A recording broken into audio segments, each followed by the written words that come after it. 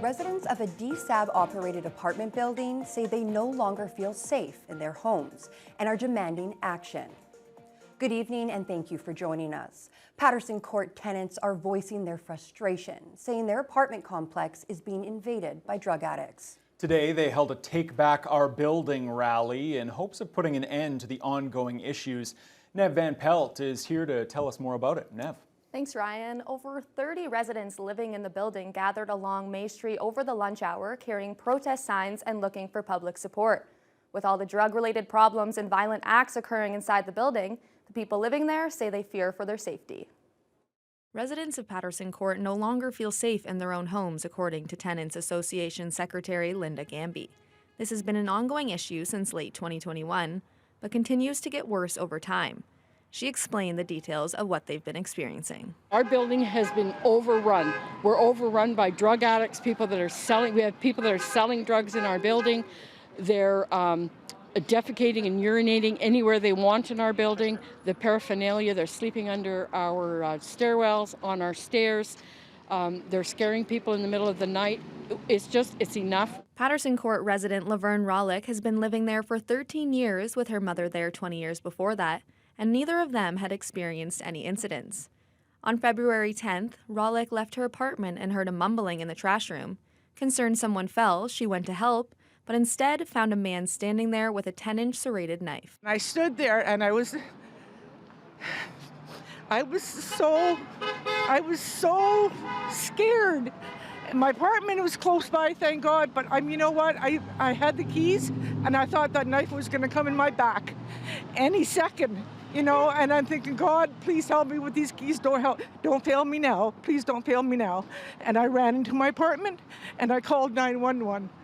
This is dangerous, and I'm going, where am I supposed to go? I can't go anywhere because housing is just letting anybody and everybody in.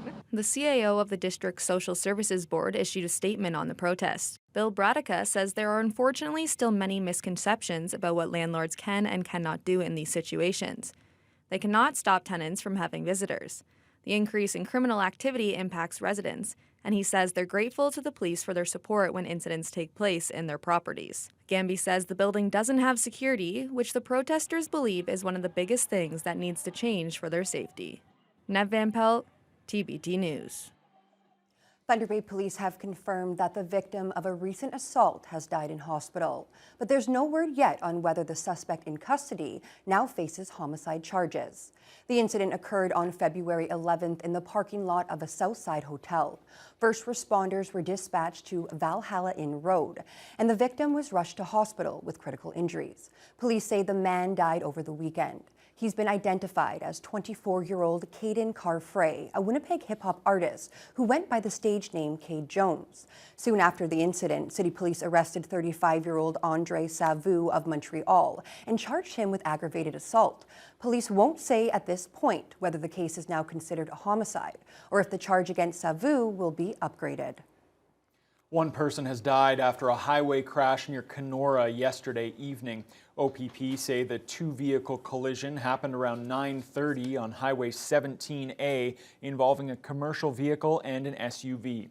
The driver of the commercial vehicle died at the scene, while a passenger in that vehicle was also sent to hospital. The driver of the SUV sustained only minor injuries. Police continue to investigate the cause of the crash, which closed the highway until early this afternoon. The three MPs here in the Northwest are reacting to some controversial comments made by Federal Environment Minister Stephen Guilbeault last week. Guilbeault told the Montreal Gazette that the federal government won't pay for more roads. He's since backtracked on that, however, and Federal Cabinet Minister Patty Hajdu insists her government will continue to support new road infrastructure in the region. Lee Noonan has more.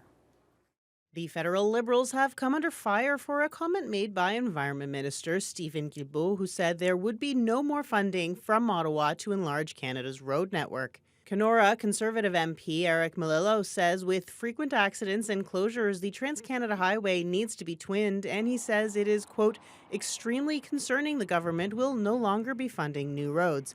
However, Guilbeault has since walked back his comments.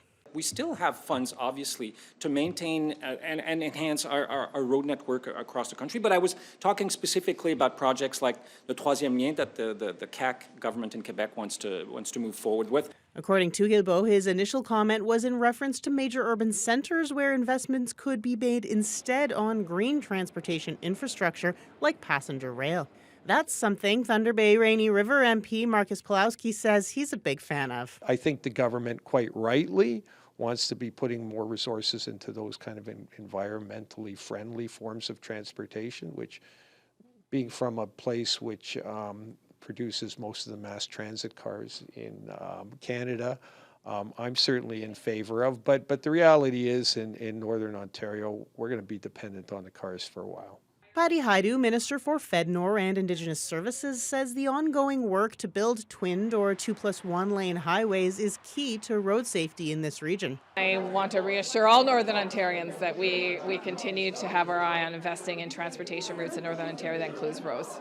Meanwhile, Haidu says she's in active conversations about possible construction of an all-season road network connecting remote First Nations. The ice road season is getting shorter and shorter and precarious at that. And so, for example, if we're going to be building up infrastructure in First Nations, and the infrastructure gap is huge. So communities need new schools, they need new community centers, housing is aging and needs to be either renovated or replaced. Well, all that takes stuff, and stuff has to get up to those communities, and transporting stuff by air is extremely expensive. With long distances and challenging terrain between the isolated First Nations in the region, Haidu says the construction of an all-season road network would mean a massive investment. Lee Noonan, TBT News. The province's struggling healthcare system was a major focus at Queen's Park today. While the Premier is touting recent hires, the number of people without a family doctor is increasing. CTV's Siobhan Morris has the details. More than 2 million Ontarians don't have access to a family doctor, a number only expected to grow as physicians retire or abandon medicine, leaving patients in a bind. There is no plan to incentivize family doctors to stay in their practices or any sign of administrative support to ease their burden. The Premier talking up tens of thousands of new healthcare hires. What if I told you there's a place? Borrowing lines from a government ad trumpeting Ontario's economic standing. Speaker, I know they spent millions of taxpayer dollars on those ads, so they want to get their money's worth. Leader of the opposition really insulted the 2,400 doctors that graduated last year and called them phantom doctors. Private clinics are back in the spotlight as new data reveals that between 2020 and 2022, there were about 70 complaints connected to care in those clinics. 13 of them about cataract surgeries, renewing concerns about extra billing. Patients being told that they will only have to use their health card are just being handed a bill for thousands of dollars after their treatment. The Minister of Health feels those represent just a fraction of the surgeries performed each year. Those are real people who are now talking and reading books to their grandchildren, who are now volunteering back in community, who are now back in their car driving around. Siobhan Morris, CTV News. Still at Queen's Park, MPP Lise Vaugeois is pressuring the Ford government to do something to help reopen the Terrace Bay Pulp Mill. The mill was idled in early January, putting hundreds of people out of work. The NDP member for Thunder Bay Superior North questioned Natural Resources Minister Graydon Smith about the situation today.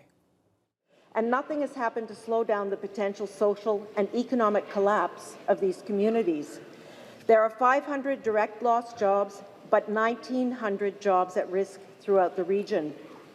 Given that the owners of the mill won't communicate beyond saying they will entertain offers of purchase, I'm wondering what update the government can share with these workers about their plans to address this issue.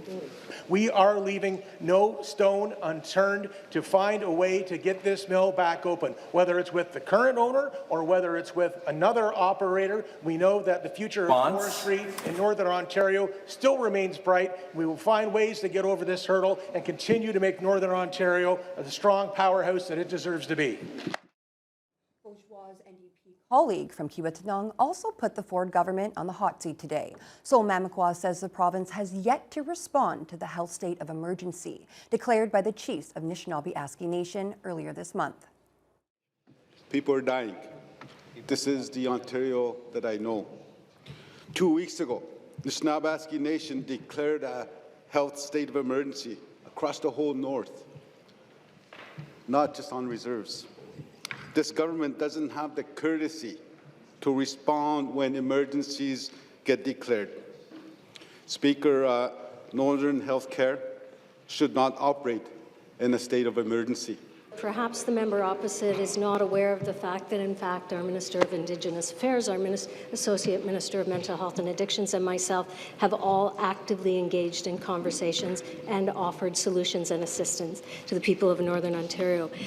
But these expansions are something that I very much hope that you and your party will support when we put it in our budget. The union representing forest firefighters in Ontario says the province isn't doing enough to prepare for the upcoming forest fire season.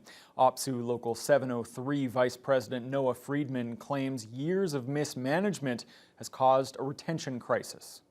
We are unable to keep experienced staff, which means that we do not have staff to safely and efficiently lead fire crews, but also manage fire crews. And what that ends up looking like is, even though there are plenty of 18, 19, 20-year-olds who are interested in coming in the door, there is not enough people to lead the number of crews we're supposed to have. According to Friedman, Ontario's fire crews were short-staffed by about 12% in 2022 and were 26% short last year. He notes it was very fortunate that last summer didn't turn out like the record-setting fire season of 2021. And as someone who's on the ground, he's concerned the ministry is downplaying the outlook for 2024.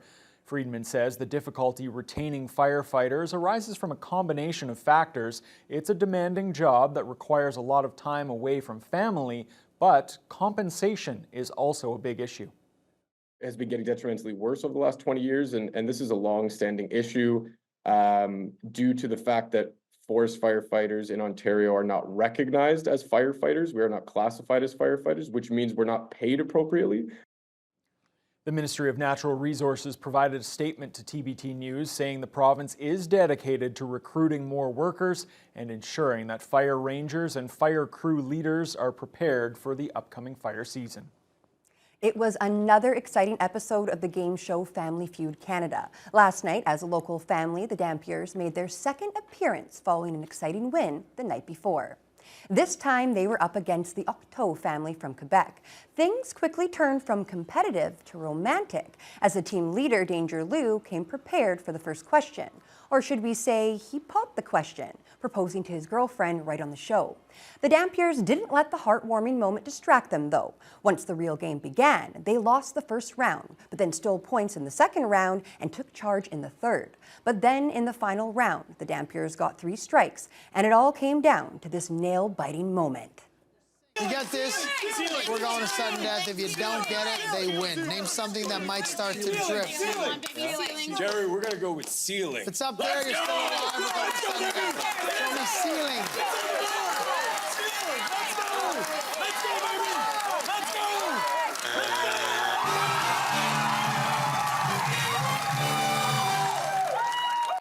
The Dampiers made it back to the fast money round to try to win $10,000, but they came up short again. They'll get yet another chance to go all the way and win big on tonight's episode, airing at 7:30 on CBC. And congratulations to them. We will Yes. all be rooting for them Absolutely. once again this evening. Hopefully they can Get that take fast home money. that fast money round. Absolutely. All right, well, let's turn our attention to the weather now, Fiona. It was a mild day out there today. It was very mild, well above normal for this time of year. We topped out on the plus side, 5 Celsius with partly to mostly cloudy skies throughout the day. Overnight low dropped down to -9 and a wind chill of -14. Normally at this time of year, both the high and the low should be about 5 to 7 degrees cooler than these numbers would suggest. So we've got a ways to go before we get back to normal, but it may come sooner than we think.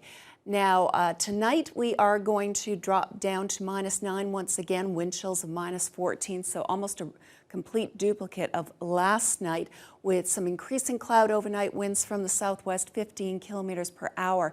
However, We are going to see the skies clear out for most of the rest of the work week. We are also going to see a bit of a brief cool down for Thursday night into Friday. So might be a little bit of a shock to the system, but we will be back below the freezing mark. However, just in time for the weekend, we're back on the plus side again. So it's definitely looking like we are going to see that very early spring. It almost seems like we've got it right now. Yeah, that's for sure. Thanks a lot, Fiona. All right, let's turn our attention to national news now. For the past several months, we've told you about the rise in auto thefts across the country, particularly in larger centres like Toronto and Montreal. Well, today the federal government allocated some money to help tackle that problem. We'll have details on that and more when your Wednesday News Hour continues after the break. The police department have the same concern. When we arrest people, we want to make sure that they're going to be going to the court.